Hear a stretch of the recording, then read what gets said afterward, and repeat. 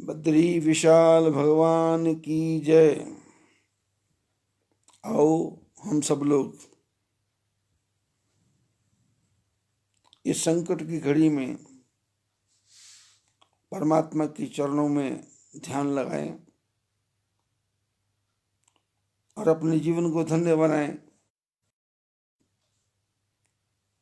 क्योंकि ये संसार का खेल ऐसे चलता रहेगा। कौन आया कौन गया, किसका जीवन बाकी है, किसका जीवन शेष है,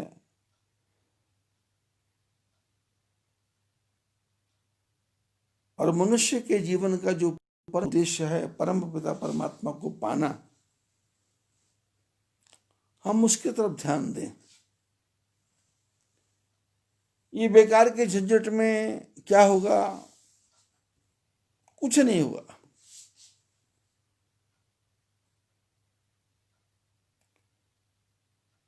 परम पिता परमात्मा ने पिछले 4 महीने से हमको समय दिया कि भजन करो, भजन करो, भजन करो। और मैं देख रहा हूं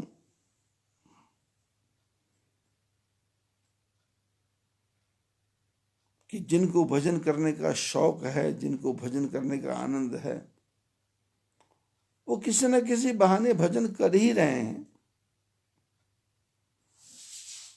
तो उन्होंने नया तरीका निकाल लिया। फेसबुक पे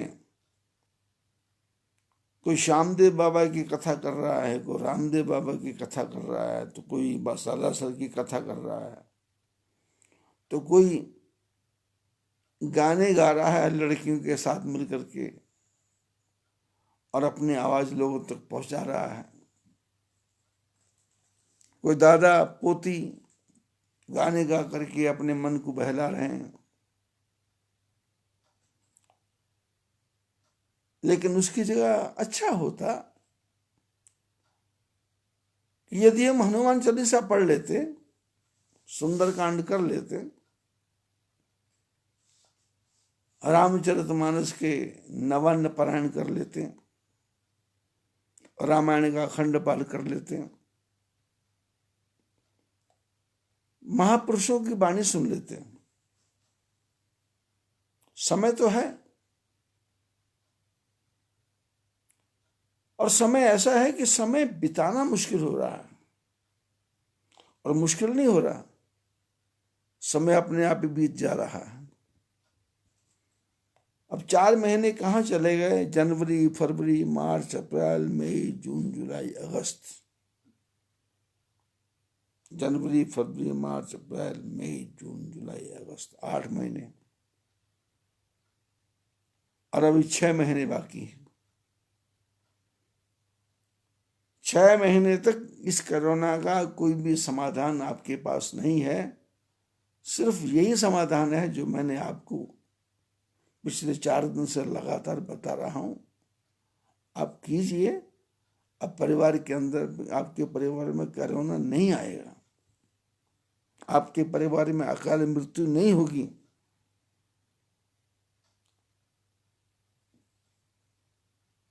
आपके घर के सारे संकट दूर हो जाएंगे,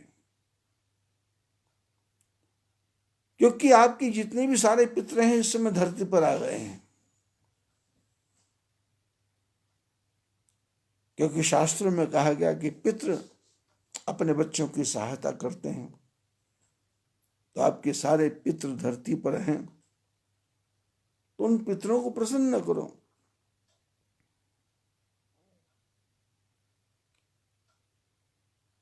संकट आप पर नहीं।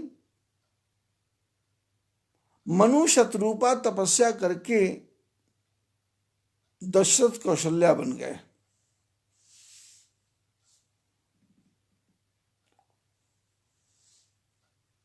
धन है, संपत्ति है, ऐश्वर्य है, लेकिन पुत्र नहीं है दशरथ के जीवन में। और परम पिता परमात्मा का एक चमत्कार है कि भगवान संसार के हर प्राणी के अंदर एक न एक कमी रख देता है कि जिससे उसको परमात्मा की याद बनी रहे।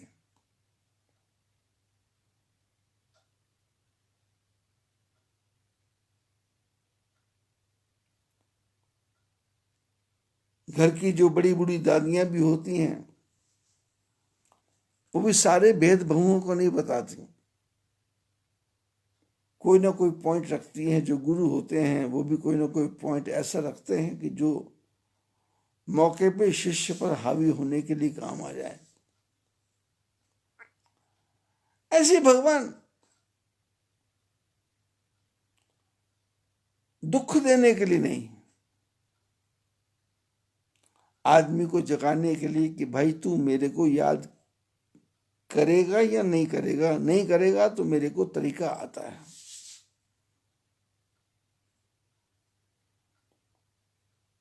इस संसार में कोई भी नास्तिक नहीं है, इस संसार में कोई भी ऐसा आदमी नहीं है जो भगवान को याद ना रखता हो। यदि वो कहता मैं नास्तिक हूं तो ये नास्तिक हूं ये कहना भी नास्तिक नहीं है,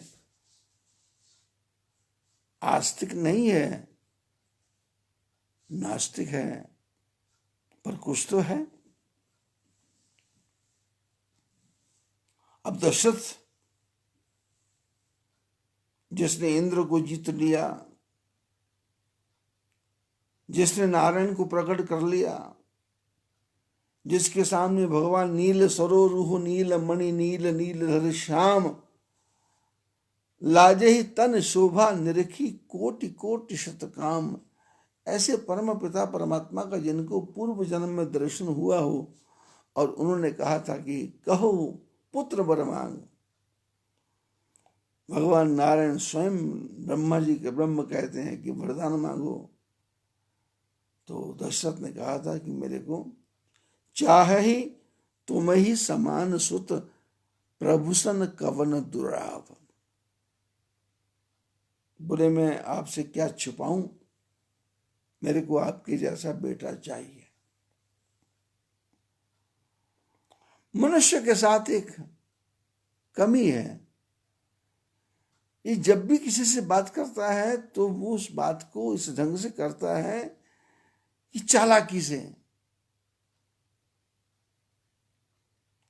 ज्यादा बुद्धिमानी से। जो सच्चाई है वो सामने प्रकट नहीं करता और उसके चारों तरफ बातों का ऐसा जाल बुनता है कि सामने वाला सुन करके इसके जाल में फंस जाता है, लेकिन लक्ष्य इसका और होता है, कामना इसकी और होती है, कहना इसका कुछ और होता है। लेकिन दशरथ ने जब देखा 3-3 रानियां हैं पर घर में संतान की प्राप्ति नहीं है, तो इसने कहा कहाँ जाऊं, तो ये अपने गुरु महाराज के पास चला गया, वशिष्ठ महाराज के पास, और वहां जाकर के निज दुख सुख सब गुरु ही सुनावा, कही वशिष्ठ बहुविधि समझावा। इसने जाकर के अपने गुरुदेव से अब अपने जीवन के सारे सुखों को बता दिया और सारे दुखों को बता दिया। मैंने किताब को सामने खोल कर रख दिया कि गुरुदेव मेरे जीवन की ये किताब है, आप इसको पढ़ लो, इसमें क्या कमी है। गुरु महाराज एक ऐसा दरबार है जिनको बोलते हैं कि उनके पास सारी कष्टों की, परेशानियों की, झंझटों की दूर करने के लिए एक चाबी है जिसका नाम है मास्टर की। वो ऐसी चाबी है जो हर ताले पे फिट हो जाती है, हर तिजोरी पे फिट हो जाती है। और वो गुरु महाराज मंत्र देते हैं, बस उस मंत्र का जप हृदय को, मन को लगा करके करना है। मंत्र का जप हृदय को लगा के, मन को लगा के करना है। फिर संकटों को दूर होने में कोई देर नहीं है। संकट तो है ही नहीं, संकट तो बनाए हुए हैं। अब अंधेरा है, आपके घर में लाइट है, बल्ब है, सब कुछ है, लेकिन आप उसका स्विच ही ऑफ ऑन नहीं करोगे, लाइट ही नहीं ऑन करोगे, तो दिखाई क्या देगा? आजकल तो पुराने जमाने में लाइट चली जाती थी तो मोमबत्ती कहाँ है, टॉर्च कहाँ है? लेकिन आजकल तो सबके पास में वो मोबाइल है, सबके पास में चार्जर है, चार्जर बैंक है, और उस बैंक में भी बैटरी लगी। बस बटन दबाना है और लाइट चालू और सबको साफ दिखाई देगा। अंधकार है कहाँ? अंधकार दूर, बटन दबाया अंधकार दूर। पर हम बटन नहीं दबाते, हम अपनी उलझनों में ऐसे उलझे हुए हैं कि हमको बुद्धि ही नहीं आती कि ये काम हम कर ले तो ठीक रहेगा। और गुरु महाराज कृपा करके ठोक के, पीट के, समझा के लाइन में लेकर के आते हैं कि सीधी लाइन में आ, रास्ता साफ है, रास्ते में कोई अड़चन नहीं है।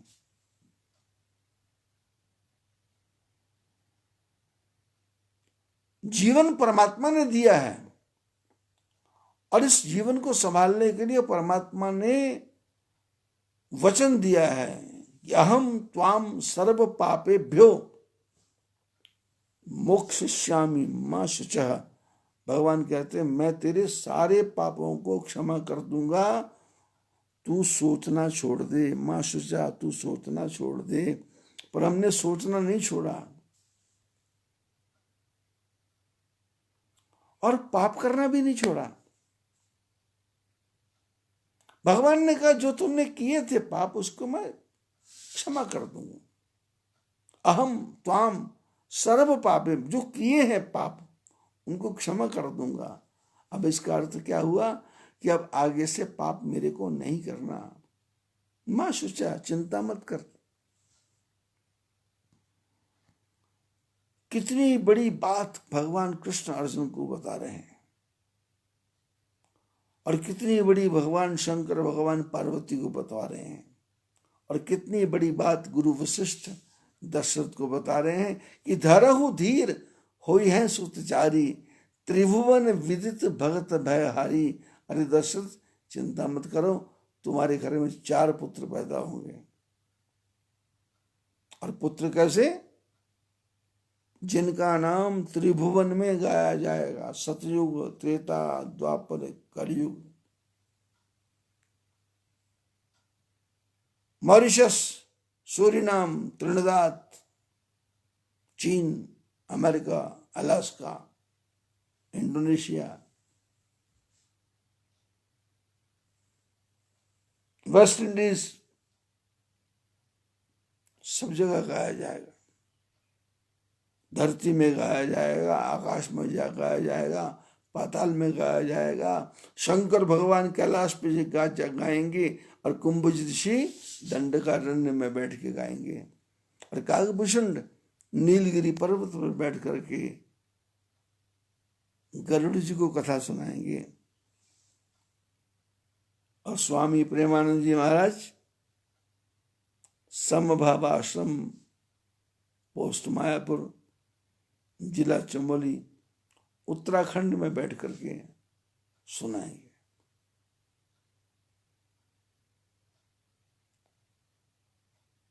वशिष्ठ शिष्य को समझा रहे हैं कि तू चिंता मत कर, धरहु धीर, धैर्य धारण करो। पर मनुष्य की मुसीबत क्या है कि इसके अंदर धैर्य नहीं है। इसको तो जलता जलता चाहिए, मुंह फूकता फूकता चाहिए। इसको तो गरम गरम चाहिए, इसको ताजा ताजा चाहिए। महापुरुष और शास्त्र कहते हैं कि ठंडी करके खाओ, आराम से खाओ, आनंद आएगा।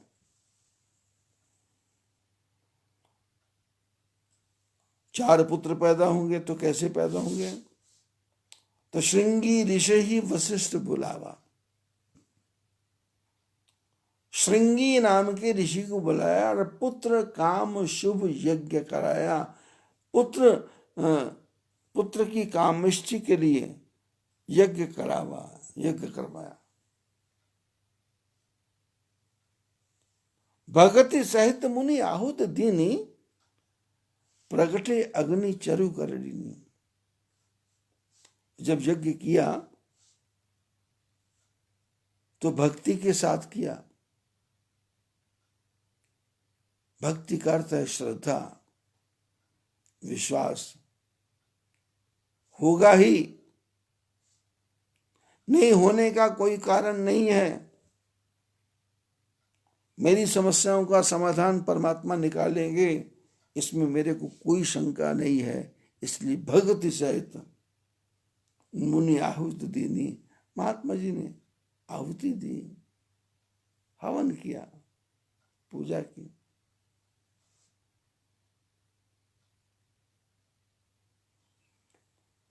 संसार में मैंने देखा है जगह जगह हवन पूजा पाठ होता, लोगों को विधि नहीं पता, लोग आडंबर में फंस जाते हैं। लोग झांसे में आ जाते हैं और परमात्मा की भक्ति में आडंबर नहीं है, परमात्मा की भक्ति में समर्पण है। मेरे पास क्या है? एक धूप की बत्ती है, मैं उससे भी काम चला लूंगा। एक माचिस की तिल्ली है, उसको जला के भी मेरा यज्ञ पूरा हो जाएगा। और मैं मन की भावना से भी परमात्मा को याद करूंगा तो उससे भी मेरा यज्ञ हो जाएगा। लेकिन एक बहिरंग है, बाहर का हवन कुंड बनाना, उसमें बैठना और बैठ करके पूर्ण श्रद्धा के साथ में नियमों का पालन करते हुए यज्ञ को करना।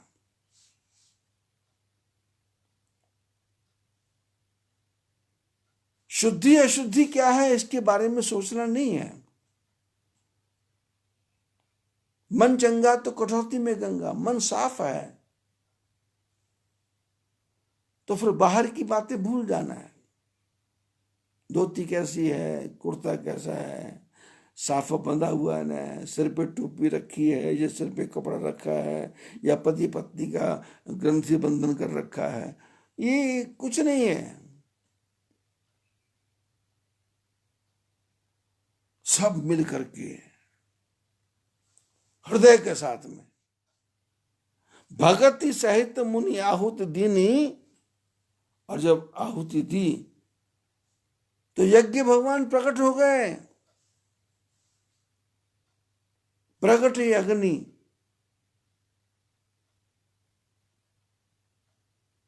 भगवान प्रकट हो गए। भगवान प्रकट होते हैं, सामने आते हैं। कई लोग मेरे से चर्चा करते हैं, आपने भगवान का दर्शन किया क्या? मैंने कहा भाई, मैंने भगवान का ही दर्शन किया है और किसी का दर्शन किया ही नहीं है।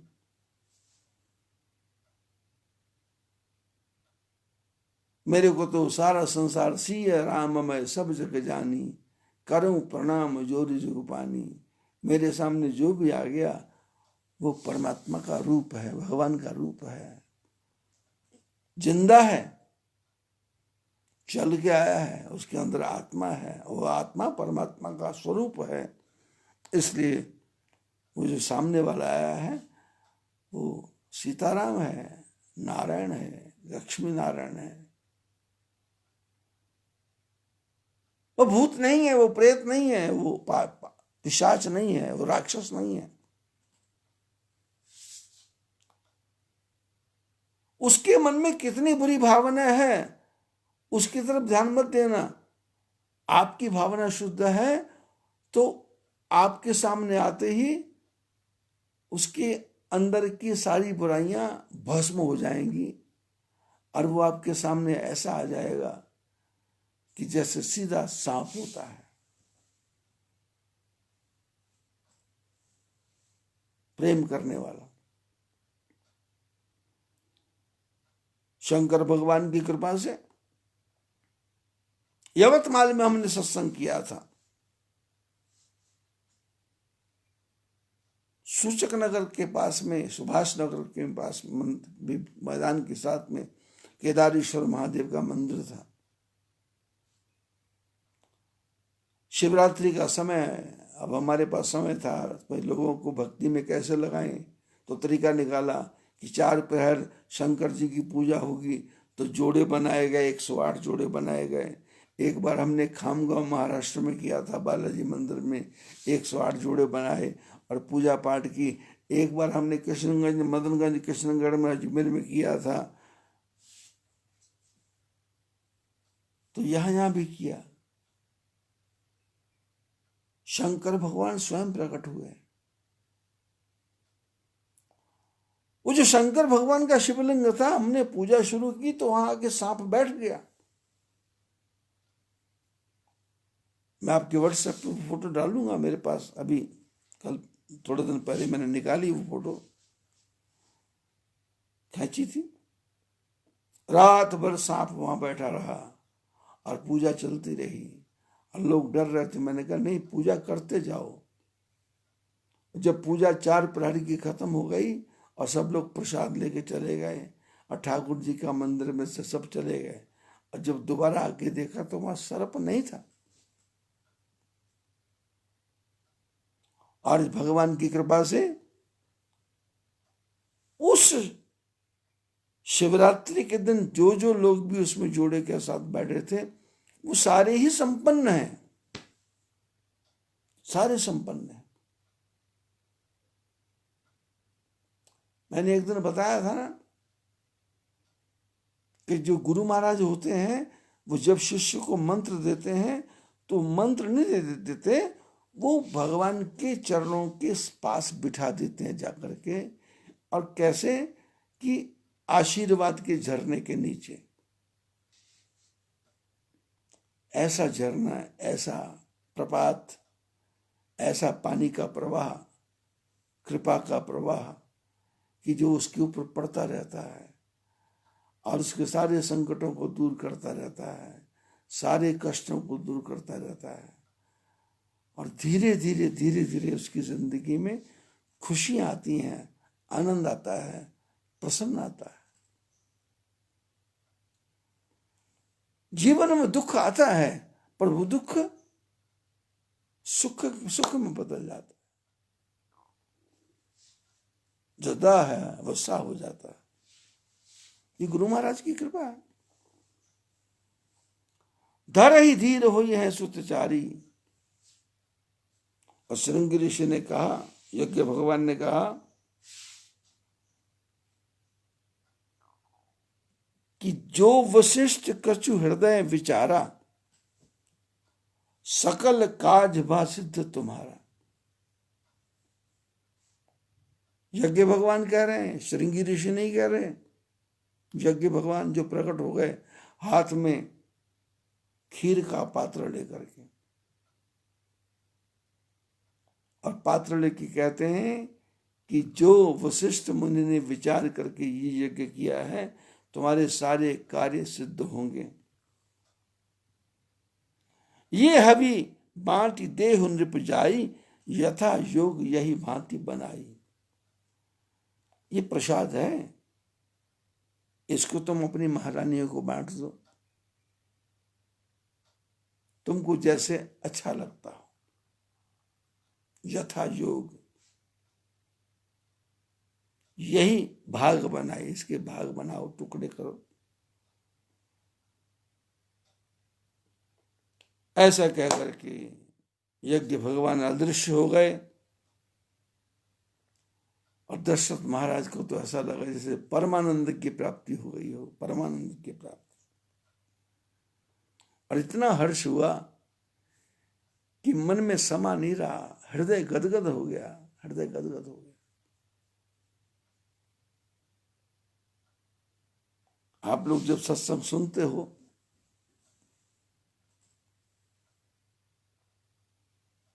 तो मैं तो दावे के साथ कहता हूं कि यदि आपने 3 दिन तक मेरे द्वारा दिया हुआ प्रवचन सुन लिया, आप जितने भी प्रवचन मैंने किए हैं वो सारे सुनोगे, और सुनने के बाद भी दोबारा सुनने का मन करेगा, तीसरी बार सुनने का मन करेगा, चौथी बार सुनने का मन करेगा, क्योंकि मैंने जो बोला है वो मेरे 50 साल का अनुभव है। नहीं 50 नहीं, 50 जन्मों का नहीं, 500 जन्मों का, मेरे 500 जन्मों का पुण्य है।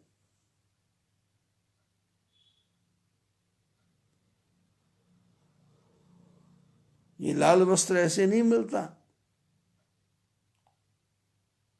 अनेक जन्म संसिद्धि ततः याति परम गतिम, अनेक जन्म लगते हैं तब कहीं जाकर के ये मनुष्य का चोला, और उसमें भी साधु का जीवन मिलता है। ये इतना आसान नहीं है। और फिर सारे वेदों को पढ़ना, शास्त्रों को पढ़ना, पुराणों को पढ़ना, रामायण, गीता, भागवत, 6 सांख्य शास्त्र हैं, 6 सांख्य शास्त्र, 6 षड दर्शन इसको बोलते हैं, खड़ दर्शन कपिल मुनि ने बनाया। द्वैताद्वैत, तर्क संग्रह, वेदांत,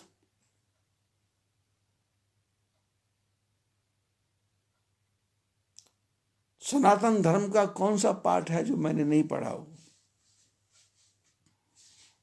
और ये सत्संग में उन सब पाठों का जो निचोड़ है, जिसको सत्य कहते हैं, सत्य, नींबू का सत्य, पूरा नींबू नहीं, वो छोटी सी डली को डालोगे तो पूरे नींबू का रस आ जाएगा। जैसे सिरका, जैसे अर्क, जड़ी बूटियों का अर्क निकालते हैं मशीन के द्वारा और बोतल में इकट्ठा करते हैं। जैसे होम्योपैथी की दवाई, गोलियां एक ही हैं पर उसमें दवाई की बूंदें जो हैं, वो जो अर्क है वो अलग अलग डालते हैं। शरीर में औषधि का काम करता है। ऐसे गुरु महाराज के जो शब्द हैं वो शब्द नहीं है, वो अर्क हैं, निचोड़ हैं, वो सूत्र हैं, वो फार्मूले हैं।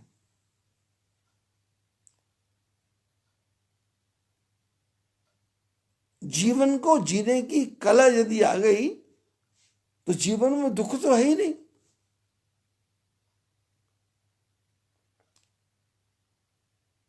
आप कोई फैक्ट्री बनाते हैं तो उसमें मैनेजर रखते हैं। मैनेजर का काम क्या है? मैनेज करना। अब मैनेज का मतलब क्या है कि कुछ कम बुद्धि वाले लोग हैं, कुछ ज्यादा बुद्धि वाले लोग हैं, कुछ थोड़ी बुद्धि वाले लोग हैं, कोई विकलांग हैं, कोई अंधे हैं, कोई बहरे हैं, कोई गूंगे हैं। उन सब से काम कैसे लेना है, आलसी से काम कैसे लेना है, और जो प्रेजेंट माइंड है उसको काम पे कैसे लगाना है, ये मैनेजर का काम है, मैनेज। और जीवन में हमको मैनेज करना आ गया, पुत्र को मैनेज, पत्नी को मैनेज, भाई को मैनेज। लेकिन मुसीबत क्या है, हमारे अंदर कमी क्या है कि हम मैनेज करने के पहले अपने दिल की सारी बातें बकने लग जाते हैं, बोलने लग जाते हैं, अपने भेद बताने लग जाते हैं। लेकिन भगवान राम भरत को समझाते हैं कि देखो, जीवन में जीना है तो ऐसा करना है कि अपने मन की बात किसी को भी बताना नहीं। राज धर्म सर्वस इतनोई, जिम मन माह मनोरथ गोही।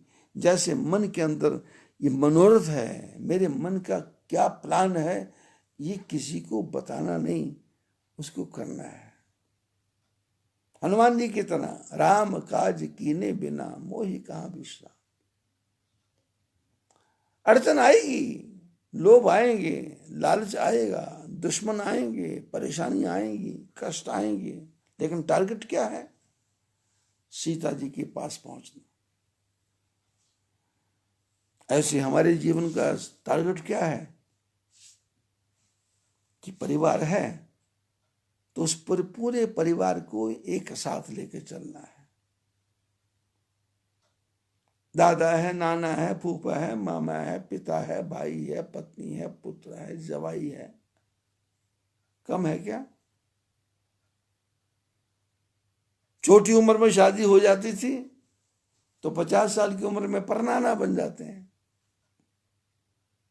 अब परनाना तो बन गए, लेकिन परनाना को कितने परिवारों को संभालना है, सोचा कभी आपने? और जितने भी लोग हैं, मैंने कई कई कई परिवार ऐसे देखे, उनके परिवार में 120 भी सदस्य हो गए,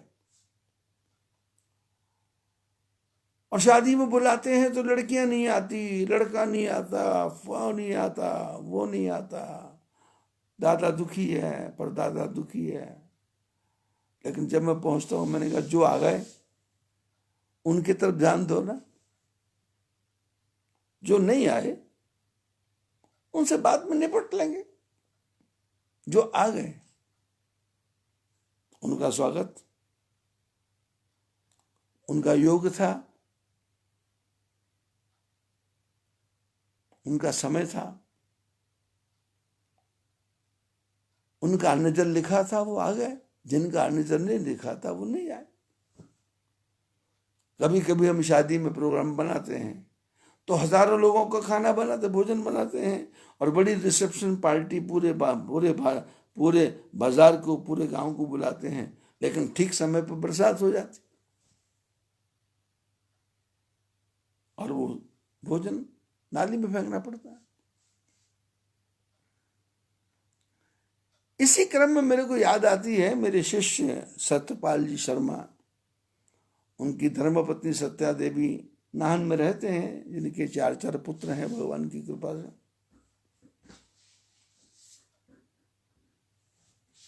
अब 4 हैं या 3 है, मेरे को पूरा ध्यान नहीं है। एक बेटी उन्होंने गोद लेकर रखी, पाली थी।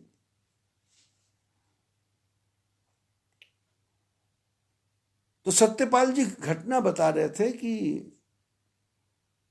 बिटिया की शादी थी और गांव में लड़का था, तो रिसेप्शन पार्टी रखी, तो बच्चों ने अरेंज किया हलवाइयों का, वो आजकल बुफे पार्टी होती है।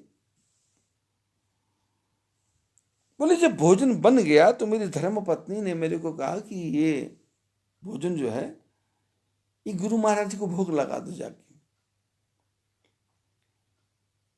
सत्य घटना है, रियल घटना है।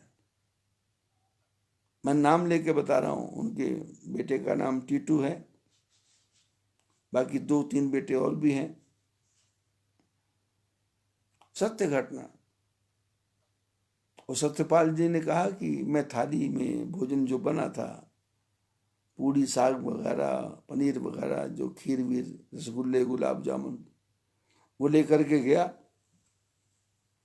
मैंने जाकर के ठाकुर जी के मंदिर में रखा, और मंदिर में रखा तो दिन भर का मैं टायर्ड था, थका हुआ था, और भोजन रख करके मैं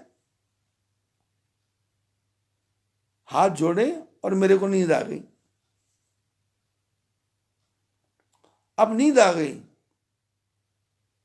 तो वहां पार्टी चल रही है। पत्नी ने सोचा पति कहीं होंगे, बच्चों ने सोचा पिताजी कहीं होंगे, और लोगों ने सोचा कि भाई जो इस आयोजन के मालिक हैं वो उलझे हुए लोगों से मिल रहे होंगे, तो लोग आ रहे थे, लिफाफे दे रहे थे, जा रहे थे, आ रहे थे, लिफाफे दे रहे थे, जा रहे थे। ना बरसात हुई, ना परेशानी हुई, ना झंझट हुआ। बोले 600-700 आदमी का भोजन बनाया था, और रात को बोले 11 बजे मेरी नींद खुली। 7 बजे का मैं वो थाली लेके बैठा हूँ, 11 बजे नींद खुली। जब आंख मेरी खुली तो मेरे को वॉशरूम आया, तो मैंने कहा कि पेशाब आया, तो ध्यान आया कि अरे मैं तो भोग लगाने आया था। अब भोग की थाली उठाई, मन में थोड़ा दुख दुख भी हुआ कि लोगों से क्या बोलूँगा। तो मैं सीधा हलवाइयों के पास पहुंचा और मैंने अपनी सारी बातों को छुपा करके बोला, भाई सब काम पूरा हो गया क्या? तो बेटा आया, बोले पप्पा आप कहाँ थे? पप्पा ने कहा बस यही था मैं, तो और कहाँ था। कितने लोग भोजन कर गए? बोले जी 1200 से ऊपर लोग भोजन कर गए। बोले अभी भी भोजन बचा हुआ है, अभी भी भोजन बचा हुआ है।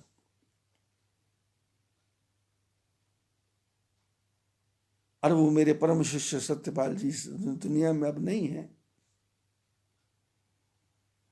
ऐसे ही नाहन में मेरे एक शिष्य और थे, चक्की वाले।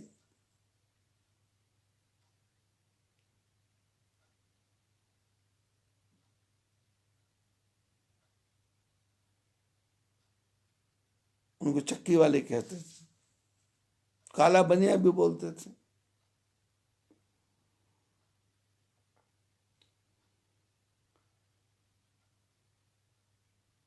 परिवार की इतनी श्रद्धा, परिवार का इतना विश्वास कि पूरा जीवन मेरे ही अर्पण कर दिया था। और बेटा एयरफोर्स में गया, छोटे बेटों ने काम किया। उस समय 30-35-40 साल पहले जब मैं वहां गया था तो उनकी हालत ये थी कि छोटी सी दुकान, जैसे तैसे करके आटा पीसना, गेहूं पीसना चक्की में, लोगों को खिलाना, और जब थक जाना तो फिर रात को शराब पी लेना। थे अग्रवाल, लेकिन शराब की आदत लग गई। और ठाकुर जी की कृपा से सत्संग करने हम पहुंचे, सनातन धर्म में सत्संग किया, और वो उनके परिवार का वहां आना जाना हुआ, और भगवान की कृपा से शराब भी छूट गई, काम भी बढ़ गया, और आज ठाकुर जी की कृपा से करोड़ों रुपए की संपत्ति के मालिक हैं। वो मेरे शिष्य चक्की वाले, उनके मन में एक ही कामना रहेगी कि मेरे को गुरु महाराज का दर्शन करना है, मरते समय गुरु महाराज का दर्शन करना है, मरते समय गुरु महाराज का दर्शन करना है। पर मैंने कहा गुरु महाराज का दर्शन करना क्या है, शिष्य तो मेरे हृदय में है। अभी कपूरथला में कथा करके आया, हैप्पी की धर्मपत्नी सोनू, हार्ट का ऑपरेशन होना था, और मेरे को पहले पता था कि अब इसका जीवन खत्म होने वाला है, क्योंकि पिछले 15 साल से मैं उनको लगातार बोल रहा था कि मैं आपके कपूरथला में आऊंगा, रहूंगा, आऊंगा, रहूंगा, आऊंगा, रहूंगा, लेकिन जाता था, भागाता था, जाता था, भागाता था। इस बार गया तो 7-8-10 दिन वहां रहा, सत्संग किया, पूजा की, पाठ किया, कोरोना के काल में। और उसके बीच में जब उसको चंडीगढ़ लेके गए तो जाते जाते वो बेचारी बोल रही थी, मेरे को गुरु महाराज से बात करा दो। मैंने कहा भाई मेरी बच्ची है, वो तो मेरे पास आ गई, वो तो बद्री विशाल के पास आ गई, मोक्ष की प्राप्ति हो गई। गुरु महाराज क्या करेंगे? गुरु महाराज आपको ठाकुर जी के झरने के नीचे बिठा देंगे और मृत्यु सहज मृत्यु होगी, कष्ट नहीं होगा, शरीर को रगड़ने पड़ने पकड़ने पड़ेगा। चाहे शादी का आयोजन हो, चाहे परिवार का आयोजन हो, और जितने भी परिवार के लोग हैं सबको मैनेज करने का तरीका आ जाएगा। मैनेज करने का तरीका गुरु मंत्र जब जीवन में आएगा तो आपको ठीक समय पे ठीक बुद्धि दे देगा। आपके मुंह से शब्द ऐसे निकलेंगे कि जैसे ठीक समय के अनुसार। बोलने के बाद आपको पछताना नहीं पड़ेगा, बोलने के बाद आपको रोना नहीं पड़ेगा, बोलने के बाद आपको चिंता नहीं करना पड़ेगा, बोलने के बाद आपको गलानी नहीं होगी कि मैंने गलत किया, नहीं।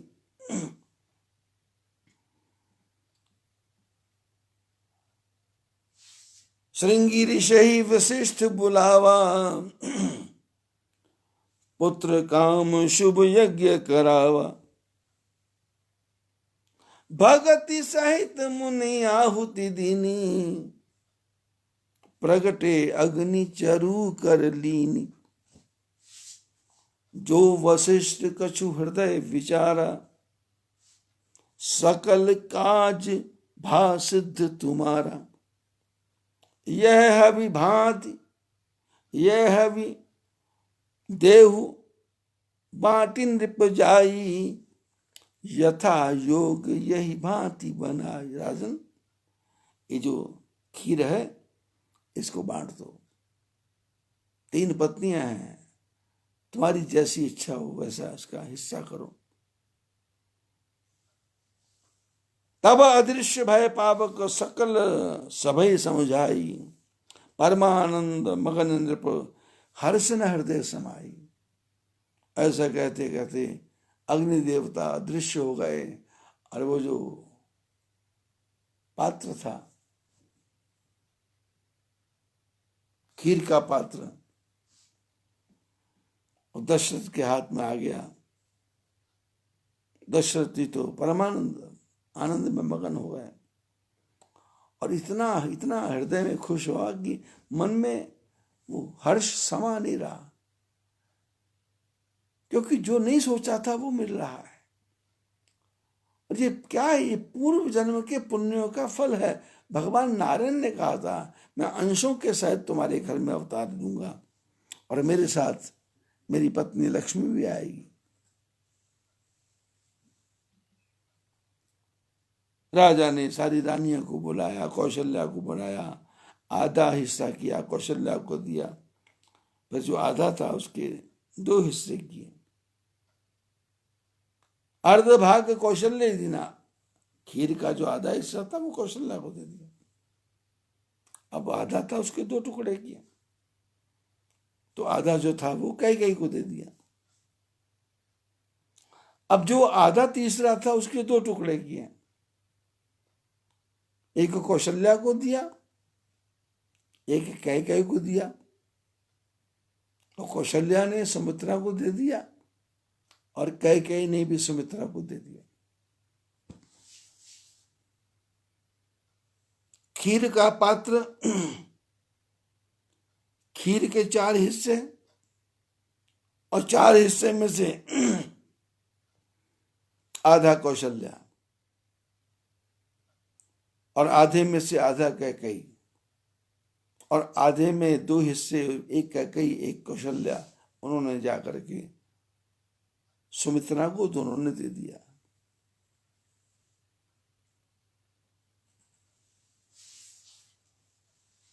ये क्या है? इसको बोलते हैं स्नेह। बांटने वाले के मन में भी शंका नहीं है, लेने वाले के मन में भी शंका नहीं है, और जो लेकर के दूसरे को दे रहा है उसके मन में भी शंका नहीं है।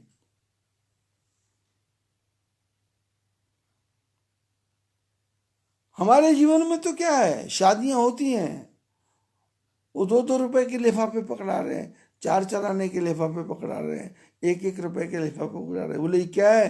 बोले ये परदादा के जमाने में हमारी परंपरा है, 2-2 रुपया देना है, 4-4 रुपया देना है। बुद्धि का प्रयोग नहीं करते। 11-11 रुपए, 15-15 रुपए एक अंगूठा पकड़ा देते। लेने वाला सोचता है कि भाई मैं तो इतना खर्चा करके आया। अभी हरिद्वार में वो भंडारे होते हैं। अब हरिद्वार कितना बड़ा, कनखल से लेकर के ज्वालापुर तक, उसको पंचपुरी कहते हैं। पंचपुरी, कनखल है, ज्वालापुर है, मायापुर है, हरिद्वार है, सप्तऋषि है, पंचपुरी। और पंचपुरी कम से कम 20 किलोमीटर में फैली है। तो जब भंडारा होता है तो 20-20 किलोमीटर से लोग महात्मा साइकिल पे बैठ के, रिक्शा पे बैठ के भोजन करने आते हैं। अब भोजन करने के बाद में दक्षिणा देने वाला 5-5 रुपए दक्षिणा देगा, तो दक्षिणा तो मिल गई, पर जिस महापुरुष को दक्षिणा मिली वो विचार करता है कि 20 रुपए खर्च करके आया और 5 रुपए दक्षिणा मिली, 15 रुपए तो मेरे हाथ से लग गया। तो ऐसी चर्चा चलती थी जब मैं 1966, 67, 68 में वहां था। तो मैंने परंपरा बदली। मैंने कहा ना, 50 रुपए दो, 100 रुपए दो, और 20 रुपए से कम तो किसी को देना नहीं। और अब तो क्या हुआ, पहले तो महात्मा आने बंद हो गए थे, फिर जब 20 रुपए 50 मिलने लगे, फिर तो जिसने नहीं भी आना था फिर वो आने लगे।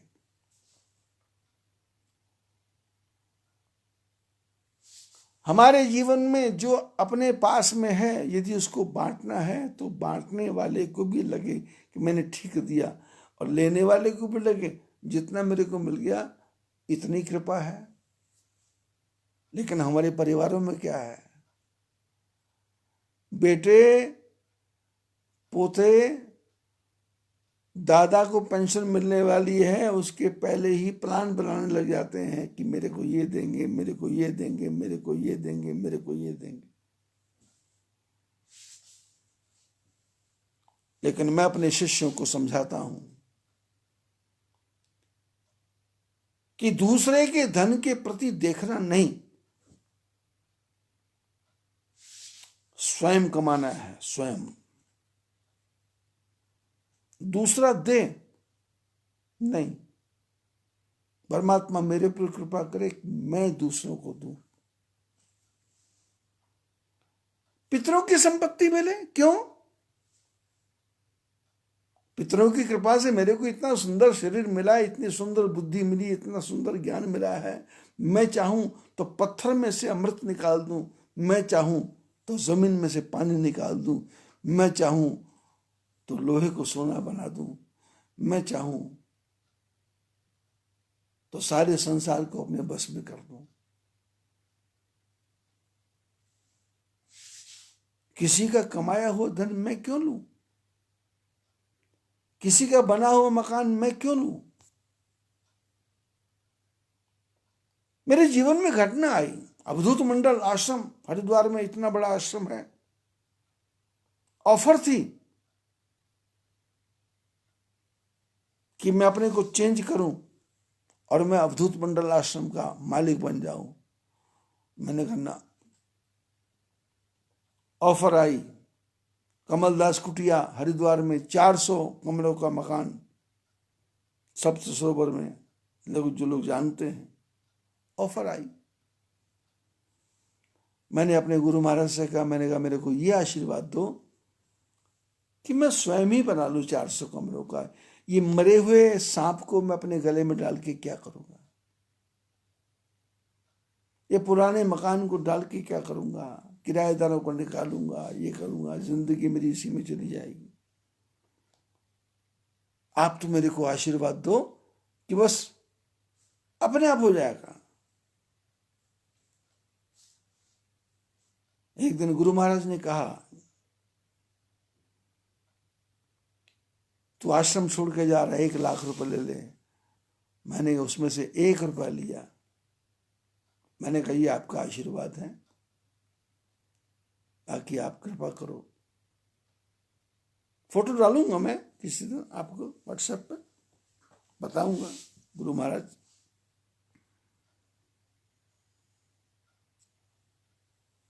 आप यदि परिवार में बड़े हैं तो आपके बांटने का तरीका ऐसा होना चाहिए कि सामने वाले को लगे नहीं कि इसको ज्यादा दिया, इसको कम दिया। अब यज्ञ में कौशल्या भी बैठी है, कैकेयी भी बैठी है, सुमित्रा भी बैठी है, और यज्ञ भगवान ने कहा कि इसको बांट दो। यथा योग यही भांति बनाई, जैसे जैसे योग है वैसे वैसे बांट दो। लेकिन यदि गहराई से सोचें तो कैकेयी के पिता ने दशरथ को बोल के भेजा था कि मेरी बेटी की जो पुत्र पैदा होगा वो राजा बनेगा। तो नियम ये था कि राजा दशरथ को पहला आधा हिस्सा कैकेयी को देना चाहिए था, पर उन्होंने कौशल्या को दिया।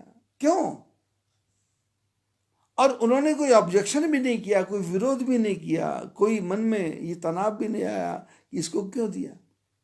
और उसके बाद में आधे का आधा कैकेयी को दिया, और जो आधा बचा था उसके 2 हिस्से करके कौशल्या कैकेयी को दे दिए, उन्होंने सुमित्रा को दे दिया।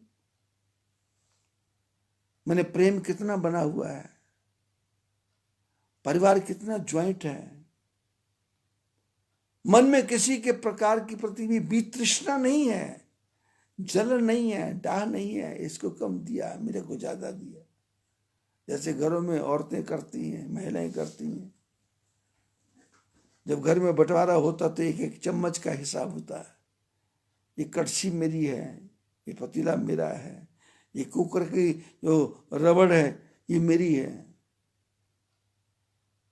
घर में माताएं जो है ना, वो कटोरी को पहचान जाती हैं। कभी कटोरी पड़ोस में चली जाए चीनी लेकर के, तो वो कटोरी दूसरे के घर में देखती है, वो पहचान लेती है। कितनी तेज नजर है, कटोरी पे नजर है। कटोरी को देने वाला जो परमात्मा है उसकी तरफ थोड़ी भी नजर नहीं है। ये कटोरी कितना आ रहा, पड़ा हुआ है। परमात्मा कृपा करे सब पर। अब मेरा आश्रम है पूरा,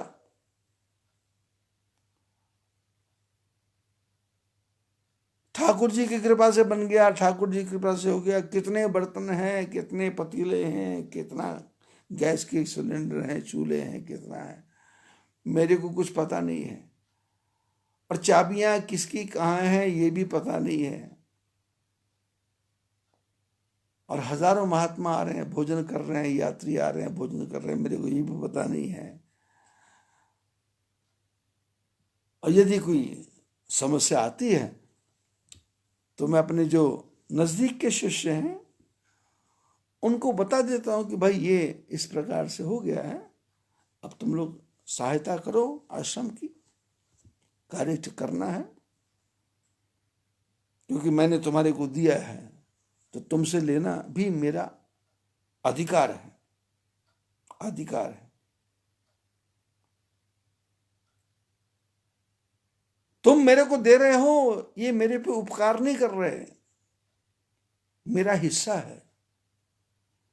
और वो मेरा हिस्सा नहीं है, वो सैकड़ों महापुरुषों का हिस्सा है, हजारों लोगों का हिस्सा है।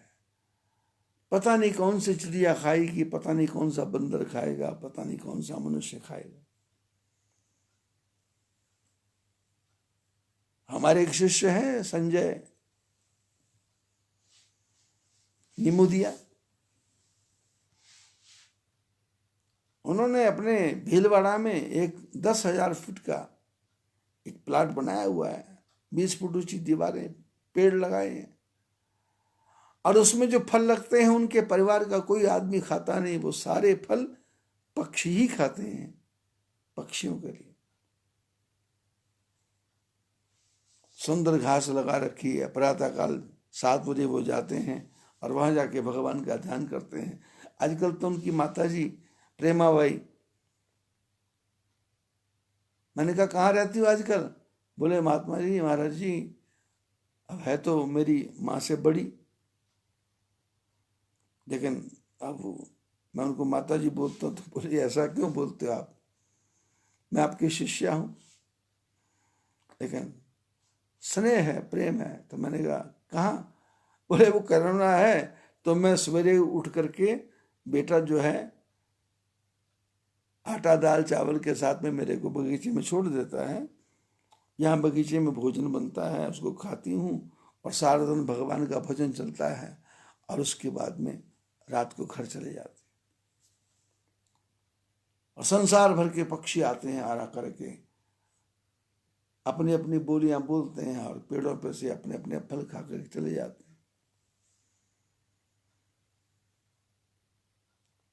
और हमने क्या किया? अपने लिए ही ओवन, अपने लिए ही वॉशिंग मशीन, अपने लिए ही बढ़िया से बढ़िया शावर, कुछ काम नहीं आएगा, कुछ भी काम नहीं आएगा। दशरथ महाराज ने अपनी तीनों रानियों को वो खीर बांटी, और खीर बांटने के बाद में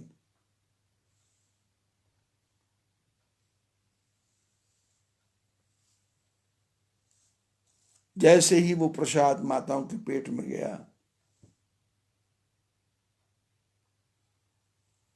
भगवान की कृपा हुई, सब माताओं के पेट में बच्चों का प्रादुर्भाव हुआ। मंदर मह राजी सब राजनी, शोभा शील तेज की खानी, सुख जुत कछुक काल चली गए हो, यही पर प्रकट सो अवसर भयो। और हालत ये हो गई है अयोध्या में कि जा दिन ते हरि अवसर आए, नित्य नव मंगल मोद बधाई। जिस दिन से परमात्मा माता कौशल्या के पेट में आ गए, और उस दिन से नित्य नया नवीन उत्सव होने लगा, उमंग होने लगी।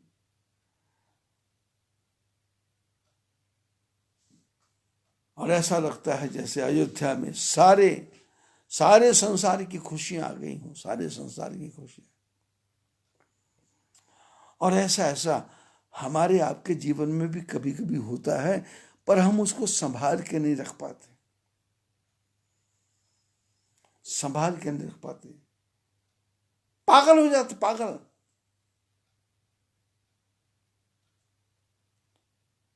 हजारों को बुला के रोटी खिलाएंगे, यहाँ भंडारा कर देंगे, वहां भंडारा कर देंगे, वहां भंडारा कर देंगे। अरे इससे कुछ नहीं होना।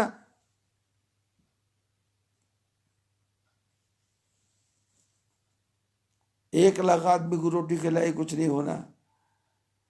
वो जो 1 लाख आदमी को रोटी खिलाई है, उसमें से तुम्हारे फैक्ट्री में काम करने वाले 4 मजदूरों को 4 मकान बनाकर कर दे दो, जीवन भर आशीर्वाद मिलेगा। ये लाख लोग जो खाने वाले हैं, ये इसमें से तुमको कोई आशीर्वाद देने वाले नहीं है। वो यही कहेंगे घर जा करके कि हराम का माल था, हराम का माल था, लुटा दिया। आपने बेटे की शादी की, चाहे वो स्विट्जरलैंड में जाके की, चाहे वो अमेरिका में जाके की, कुछ नहीं बनने वाला। आपने बिटिया की शादी की और उसमें लाखों रुपए के कपड़े बांट दिए, कोई यश नहीं मिलने वाला। आपको यश चाहिए तो अपने समाज में से जो अपने समाज में का जो गरीब आदमी है उसको प्लॉट लेकर के मकान बना के दो 4 लाख का। 1 करोड़ शादी में खर्चा करना है तो 25 मकान बना के दे दो और हाथ जोड़ के उनको बोलो इस मकान में रहो। मैं कहता हूं आशीर्वाद, आपसे आशीर्वाद संभला नहीं जाएगा। और हालत यही है। परमात्मा देता बहुत कुछ है, पर लोगों की देखा देखी लोग ऐसे पागल हैं कि उसको लुटाना शुरू कर देते हैं। लुटाना नहीं है, ढंग से बांटना है।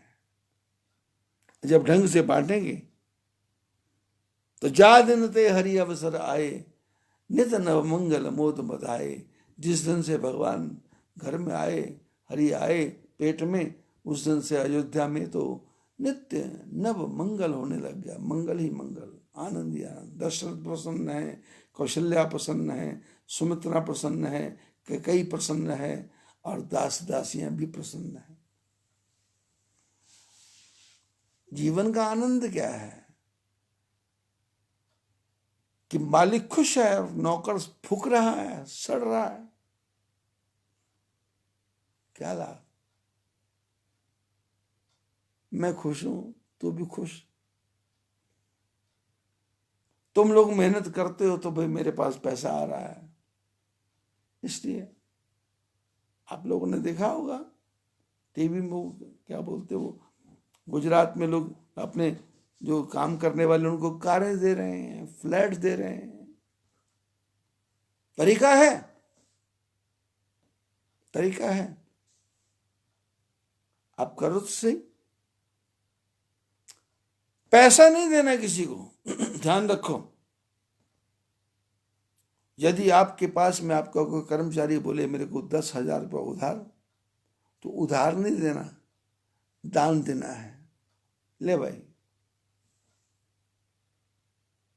और वो वापस मिलेगा इसकी इच्छा मत करना। दे दिया, जाने दो। पिछले कर्मों का कोई मेरा था हिसाब किताब, मैंने दे दिया था।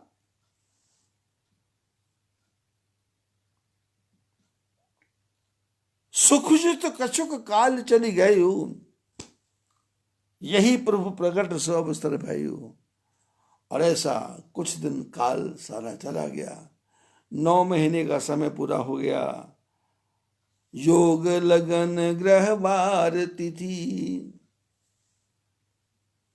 सकल भय अनुकूल। चर अरु अचर हर्ष जित, राम जन्म सुख मूल। बोले योग ठीक हो गया, लगन ठीक हो गया, ग्रह ठीक हो गया, वाल ठीक हो गया और तिथि ठीक हो गई।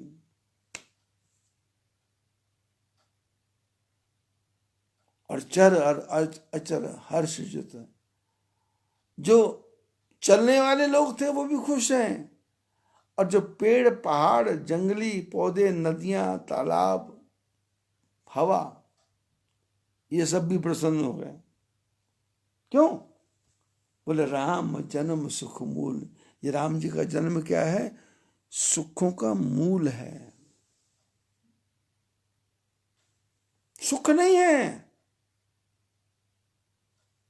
सुख मूल, सुख की जड़। और जड़ में सुख होगा तो फल भी सुख लगेगा, फूल भी सुख लगेंगे, टहनियां भी सुख होंगी, पत्ते भी सुख होंगे और सुख ही सुख होगा। सुख मूल, मैंने कहा ना गुरु महाराज क्या करते हैं? सुख मूल, सुख के मूल में बिठा देते हैं, मूल के ऊपर बिठा देते हैं। ये अब तो तेरा जीवन कितनी खुशियां मना।